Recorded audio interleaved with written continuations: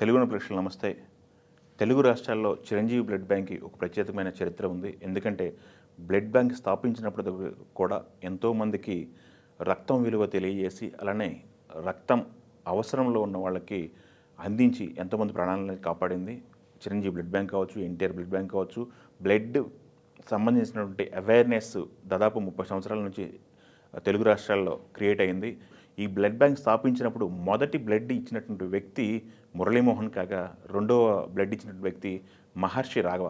మహర్షి తత్వంతో తనకంటూ ఒక ప్రత్యేకమైన స్థానాన్ని ఏర్పరచుకొని తర్వాత పలు చిత్రాల్లో నటించి తనకంటూ ఒక గుర్తింపు తీసుకున్న నటుడు ఇతను. చిరంజీవి ఇచ్చినటువంటి పిలుపు మేరకు తను అట్రాక్ట్ అయ్యి ఒక సదుద్దేశంతో బ్లడ్ ఇవ్వడం అయితే స్టార్ట్ చేశారు. ఎప్పుడైతే 1998 అక్టోబర్ 2న బ్లడ్ బ్యాంక్ స్థాపించారో ఆ రోజు మొట్టమొదటిసారిగా బ్లడ్ ఇవ్వడం జరిగింది. అప్పటి నుంచి కూడా తనకి కుదిరినప్పుడల్లా, అవసరం వచ్చినప్పుడల్లా బ్లడ్ బ్యాంక్కి లేదా వేరే ఎవరికి అవసరం వచ్చినా కానీ బ్లడ్ ఇస్తూ వస్తున్నాడు. ఈ నేపథ్యంలోనే దాదాపు 100 సార్లు ఇప్పటికి బ్లడ్ బ్యాంక్కి బ్లడ్ ఇవ్వడం జరిగింది. 100వసారి బ్లడ్ ఇస్తున్నప్పుడు చిరంజీవి చెన్నైలో ఉన్నారని తెలిసింది. చెన్నైలో ఉన్న తర్వాత చిరంజీవి హైదరాబాద్కి రావటము, ఈ విషయాన్ని తెలుసుకుని స్వయంగా మహర్షిని అభినందించడం అనేది మనం ఫోటోల ద్వారా కానీ వీడియోల ద్వారా కానీ చూస్తున్నాము. ఎందుకంటే ఆపదలో ఉన్న ప్రతి ఒక్కరికి ఈ బ్లడ్ ఎంత ముఖ్యమైనది ప్రతి ఒక్కరికి ఈ రోజుల్లో అవేర్నెస్ ఉంది. బట్ 30 సంవత్సరాల క్రితం ఎంత అవేర్నెస్ ఉంది, అవేర్నెస్ కలిగించడానికి ఎంత దోహదపడింది ఈ చిరంజీవి బ్లడ్ బ్యాంక్ కానీ, ఎన్టీఆర్ ట్రస్ట్ కానీ, ఇలా కొన్ని బ్లడ్ బ్యాంక్ సంస్థలు ఎంతో ఉపయోగపడాయని మనం తెలుసుకున్నాము. ఈ నేపథ్యంలోనే 100 సార్లు బ్లడ్ ఇవ్వడం అనేది ఒక అభినందించదగినటువంటి విషయం. సో ఈ మహర్షి రాఘవ చేసిన పనికి చిరంజీవి ముగ్ధుడై ఇంటికి పిలిచి మరీ మహర్షి రాఘవని సన్మానించడం జరిగింది. ఈరోజు మహర్షి రాఘవ సంబంధించినటువంటి వీడియో కానీ ఫోటోలు కానీ వైరల్ అవుతున్నాయి. ఫస్ట్ ఆఫ్ ఆల్ మహర్షి రాఘవ 100వసారి మా బ్లడ్ బ్యాంక్లో, చిరంజీవి చారిటబుల్ ట్రస్ట్ ఆ బ్లడ్ బ్యాంక్లో రక్తం దానం ఇవ్వడం జరిగింది.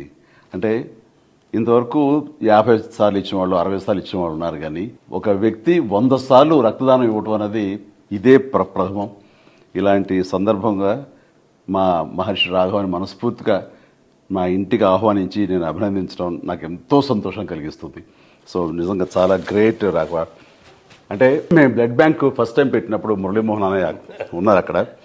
ఫస్ట్ బ్లడ్ డొనేట్ చేసింది అన్నయ్య. ఆ తర్వాత అదే రోజున మీరు ఇవ్వడం జరిగింది. అప్పటి నుంచి ఈ రోజు వరకు కూడా క్రమం తప్పకుండా మీరు 100 సార్లు ఇవ్వటం అనేది ఆషామాషి విషయం కాదు. ఈ గెస్చర్ ఇది ఎంతోమందికి ఇన్స్పిరేషన్గా ఉండాలి, మరి ఎంతోమంది మోటివేట్ అవ్వాలి. అండ్ ఈ రోజున రక్తం కాపాడబడి ప్రాణాలు నిలబెట్టుకునే వాళ్ళు ఎంతోమంది ఉన్నారు. ఇలాంటి దాతలు ఇవ్వటం వల్లనే అది సాధ్యమైంది. Very happy.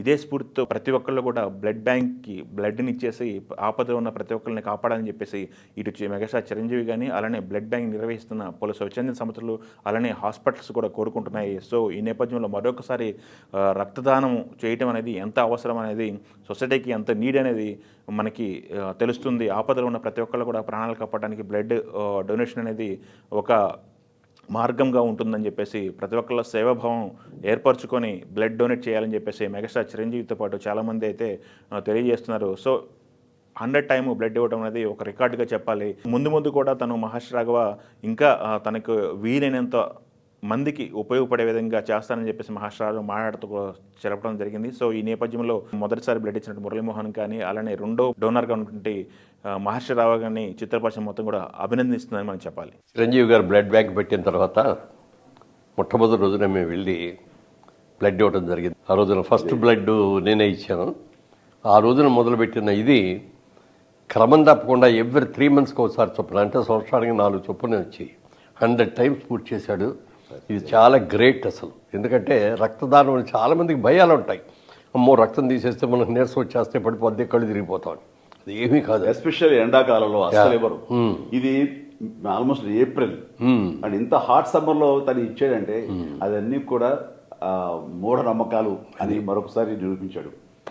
నూతులోంచి నీళ్లు తోడిని కొద్దీ కొత్త జలం ఎట్లా వస్తుందో రక్తదానం చేసిన తర్వాత బ్లడ్ కూడా జనరేట్ అట్లాగే అవుతుంది.